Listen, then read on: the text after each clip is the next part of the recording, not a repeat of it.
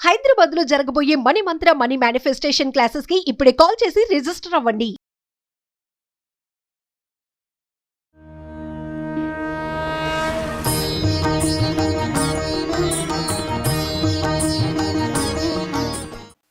గమనించే ఉంటారు ఈ పాటికి. కానీ మళ్ళీ ఇంకొకసారి గుర్తు చేస్తున్నాను భక్తుల సౌకర్యార్థం.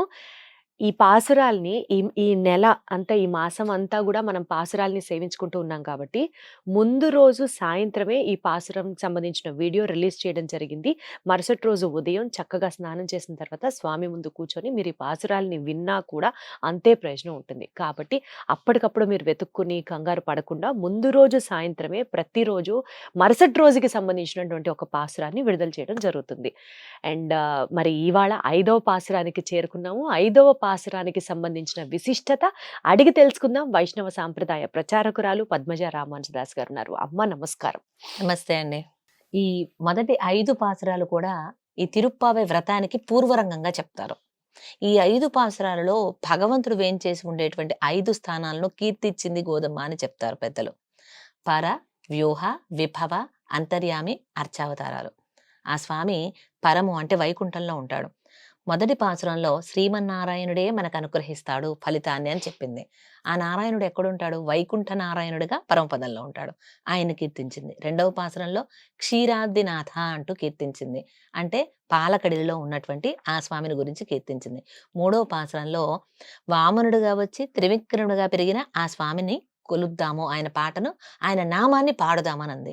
అంటే అవతారాల వైభవాన్ని కీర్తించింది. 4వ పాసురం ఆழிమഴే కన్నా అనటం ద్వారా ఆ స్వామి వర్షదేవుడికి అంతర్యామిగా ఉండి కురిపించేది ఆ కృష్ణుడే అనటం ద్వారా అంతర్యామి వైభవాన్ని తెలిపినట్లయింది. ఇక ఈనాటి 5వ పాసురంలో అర్చామూర్తి వైభవాన్ని మనకు తెలియజేస్తుంది గోదమ్మ. శ్రీకృష్ణ పరమాత్మగా స్వామి అవతరించి మధురలోనూ వేంచేసి ఉన్నాడు. నాయకుడుగా, మధురకు రాజుగా వేంచేసి ఉన్నాడు. అలాంటి ఆ స్వామి యొక్క వైభవాన్ని పలు నామాలతో కీర్తించమని చెప్తుంది గోదమ్మ. ఈ వ్రతం చేసేటప్పుడు మనకు సందేహం రావచ్చు. ఏమండి, మీరు చెప్పిందంతా బానే ఉంది, కృష్ణయ్యని తలుచుకోమన్నారు, వ్రతం అంతా చేయమన్నారు, నెల రోజులు పాటలు పాడమన్నారు, అర్థాన్ని తెలుసుకోమన్నారు, ఆ స్వామి మనల్ని అనుగ్రహిస్తాడన్నారు. కానీ నేను చాలా తప్పులు చేశానండి, ఇన్ని తప్పులు చేసిన నేను ఈ వ్రతం చేయడానికి అర్హురాలు నేనా? నేను చెయ్యవచ్చా లేదా? నేను చేస్తే సహజంగా అందరం ఈ అనుకునే డౌటే. తప్పులు చూసి స్వామి నన్ను క్షమిస్తాడా? నాకు ఇస్తాడా ఫలం? ఈ తప్పులు ఆయన అనుగ్రహానికి అడ్డం రావా అంటూ ఎవరికి వాళ్ళకి ఒక రకమైనటువంటి భయం కూడా ఉండొచ్చు. అలా భక్తుల్లో ఉండేటువంటి భయాన్ని తొలగిస్తూ మీ పాపాలు మీకేమి అడ్డు రావు. అడ్డు రాకుండా ఉండాలంటే ఆ స్వామి నామాన్ని చెప్పండి. ఆటోమేటిక్గా మీ పాపాలన్నీ పోతాయి. భగవంతుణ్ణి చేరుకోవడానికి అడ్డుగా ఉండేవి మన పాపాలే. అవును. ఈ రోజు మనం మళ్ళీ ఈ లోకంలోకి వచ్చి పడ్డాము అంటే అది దానికి కారణం ఏనాడో మనం చేసుకున్నటువంటి కర్మ. కర్మ పుణ్యమే కావచ్చు, పాపమే కావచ్చు, భగవంతుడి నుంచి మనల్ని వేరు చేసి ఈ లోకంలో పుట్టేలా చేసింది కాబట్టి అది పుణ్యమైనా పాపమైనా పాపం కింద లెక్కే. పేరు మార్చుకున్న పాపం పుణ్యం అంటే. కాబట్టి భగవంతుణ్ణి విడివడి ఈ లోకంలో ఉన్నందుకు ఆ కారణమైనటువంటి పాపాలు మనల్ని ఏం చెయ్యవు అంటూ చెప్తుంది గోదమ్మ. సాధారణంగా ఏమిటంటారంటే, నాభుక్తం క్షీయతే కర్మ కల్పకోటి శతైరపి అవశ్యం అనుభోక్తవ్యం కృతం కర్మ శుభాశుభం అంటారు. అంటే మనం చేసిన పని మంచిదైనా చెడ్డదైనా దానివల్ల వచ్చేటువంటి ఫలితం అనుభవించాల్సిందే. ఎన్నాళ్ళు? ఒక జన్మకు కాదు, ఒక యుగానికి కాదు, ఒక కల్పానికి కాదు, కోటి కల్పాల తరుబడి మనం అనుభవించినా కూడా తీరనటువంటి పాప రాశి ఉంటుంది. అటువంటి రాశి అంతా కూడా మాయమైపోయే అద్భుతమైన ఉపాయం చెప్పింది గోదమ్మ ఈ పాసరంలో. సో ఇక మన పాపాలు మనకు అడ్డుపడతాయి అనేటువంటి భయం అక్కర్లేదు. అది ఏమిటి మరి? పాసురాన్ని అనుసంధించి తెలుసుకుందామా? 5వ పాసురం ముందుగా అనుసంధానం చేద్దాం.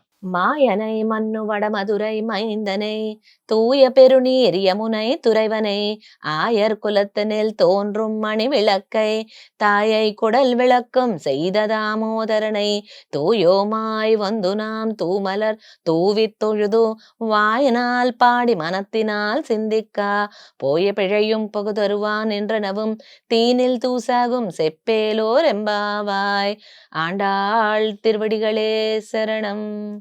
ఇది 5వ పాసురం. ఈ పాసురం ప్రారంభమే మాయనై అంటూ చెప్తుంది. ఎన్నో మాయ చేష్టములు చేస్తాడు ఆ స్వామి. అఘటిత ఘటన సామర్థ్యం చేస్తూ ఉంటాడు. ఆయన తలుచుకుంటే మన పాపాలు ఒక లెక్క పోగొట్టాలంటే. కాబట్టి మీరేం భయపడకండి. ఆయన మాయావి అంటూ ముందే మాయావి అంటూ కీర్తించింది ఆ స్వామిని. తర్వాత ఆయన మధురలో అవతరించాడు కదా! ఎలా అవతరించాడు? పుట్టగానే చతుర్భుజాలతో శంఖచక్రాలతో అవతరించాడు. దేవకి వసుదేవులకి. వాళ్ళు భయపడిపోయి చతుర్భుజాలతో ఉంటే ఆ కంసుని సంహరించేది నీవే అని ఆయనకు అర్థమైపోతుంది. దాచేసుకో, ఉపసంహర అనగానే దాచేసుకున్నావు. అంతటి మాయావి. పుట్టగానే తల్లిదండ్రుల మాట విన్నావు, మధురలో అవతరించావు, రేపల్లె మొత్తానికి ప్రకాశవంతంగా మారావు. కృష్ణుడు అవతరించక ముందు బృందావనం అంతా పల్లేరుకాయ దిబ్బలా ఉండేది. వనం అంటే అడవి, బృందావనం అంటే పల్లేరుకాయల దిబ్బ. అంటే ముళ్ళు ముళ్ళుగా ఉంటాయి చూసారా కాయలు, దాంతో నిండిపోయి ఉండేది. కృష్ణయ్య అవతరించాక నందన వనంలా మారిపోయింది. ఆ నందుని ఇంట ఏనాడైతే కృష్ణయ్య చేరాడో ఆనాటి నుంచి రేపల్లె మొత్తానికి ప్రకాశవంతమైన మణిదీపం అయిపోయాడు ఆ స్వామి. అలాగే ఎంత సౌరభ్యంగా ఉన్నాడు. ఒక యశోదమ్మ గొల్లె తల, అంతే కదండి, గోపకురాలు కదా ఆమె. ఆ గొల్లె తల తల్లి ప్రేమకు కట్టుబడి కొట్టబడేంత సౌలభ్యంగా దామోదర నామ వృత్తాంతం మనం ఒకసారి పూర్తిగా చెప్పుకున్నాం విపులంగా. ఆ ఎపిసోడ్ లింక్ మీకు అవకాశం ఉంటే ఈ లింక్ డిస్క్రిప్షన్ లో ఇవ్వండి, లేదా కామెంట్ బాక్స్ లో పిన్ చేయండి. ఎందుకంటే దామోదర అనే నామమే ఈ రోజు మనకి ఇచ్చింది గోదమ్మ. ఆ నామ వృత్తాంతం ఒక్కసారి మనసులో మెదలాలి. ఎంత విన్నా ఒక్కోసారి ఇటు నుంచి ఇలా వెళ్ళిపోయే ప్రమాదం ఉంటుంది. ఇక్కడ ఉంచుకోవాలి. అందుకోసం మరొక్కసారి ఆలకిస్తే తీపి పదార్థం ఎంత తిన్నా చేదా అనిపించదు. కాబట్టి ఆ దామోదర నామ వృత్తాంతం మరొకసారి ఆలకించిన వారు అవుతారు. అలాగే ఆ దామోదర లీలలో ఏం తెలుసుకున్నాం మనం? నిరంతర నామ స్మరణతో స్వామి కట్టుబడతాడు. ఆ చిన్న చిన్న తాడు మొక్కలు ఏవైతే ఉన్నాయో అన్నిటినీ కలిపి కట్టింది ఆ యశోదమ్మ. ఎంత సౌలభ్యం! ఒక తల్లి ప్రేమకి, ఒక గొల్లె తలకి కట్టుబడి కొట్టబడ్డాడే అంత గొప్పవాడే స్వామి అంటూ ఆ స్వామిని గురించి కీర్తించండర్రా. ఎలాగో తెలుసునా? వాయినాల్ పాడి మనతినాల్సిందిక్క అంటూ మనసా వాచ కర్మణ స్వామి నామాన్ని చెప్పమంది.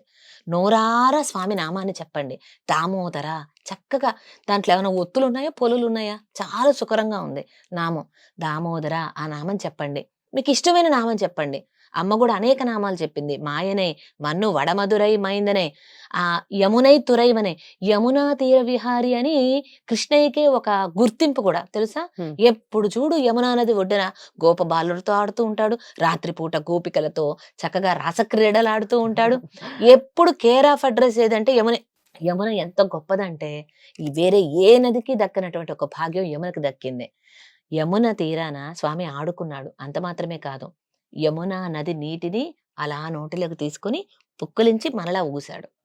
అంటే స్వామి తిరు అధరాలను తాకి ఆ తిరుమేని లోపలికి వెళ్ళి మళ్ళీ బయటకు వచ్చిన భాగ్యం యమునకు దక్కింది. అంత గొప్ప భాగ్యం యమున. భగవంతుడు శ్రీమన్నారాయణుడు పరమపదం నుంచి భూమి మీదకి శ్రీకృష్ణుడిగా అవతరిస్తుంటే విరజానదిగా యమునా నదిగా వచ్చిందట. అందుకే రామచంద్రమూర్తి అవతరించినప్పుడు అయోధ్యను గురించి చెప్తారు గాని సరయూ నదిని గురించి ఎక్కడ గొప్పగా చెప్పరు. యమునా నదిని గురించి మాత్రం చాలా గట్టిగా చెప్తారు. ఎందుకంటే ఆయన రాముడు రాజుగా ఆటలాడటం అన్ని చేయలేదు. డాంబికంగా దర్పంగా ఉన్నాడు స్వామి. ఈయనేంటి ఎప్పుడు యమునా నది ఒడ్డునే ఆడుతూ ఉండేవాడు. అదొక స్వరూప నిరూపకంగా ఆయన ఎప్పుడు అక్కడే ఉంటూ ఉండేవాడు. ఇంట్లో లేడు అంటే యమునా నది ఒడ్డునే అలా ఉండేవాడు. ఇక మధుర ఎంతో గొప్పది. మనకి మధుర అనేక యుగాలను కూడా చూసిందండి. ఇప్పటికిప్పుడు వచ్చింది కాదు. మధుర నగరంలోనే వామనుడు సిద్ధాశ్రమాన్ని నిర్మించుకొని అక్కడ ఉన్నాడు కొన్నాళ్ళు, వామనమూర్తిగా కృతయుగంలో.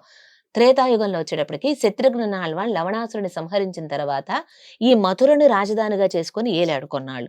కృష్ణ పరమాత్మ అవతరించింది మధురలోనే.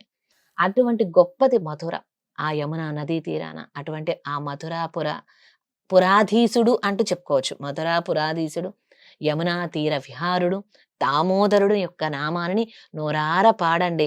మనసారా స్వామిని తలుచుకోండి. చేతులారా స్వామికి నమస్కారం చేయండి, అంజలి ఘటించండి అంటూ చెప్తుంది.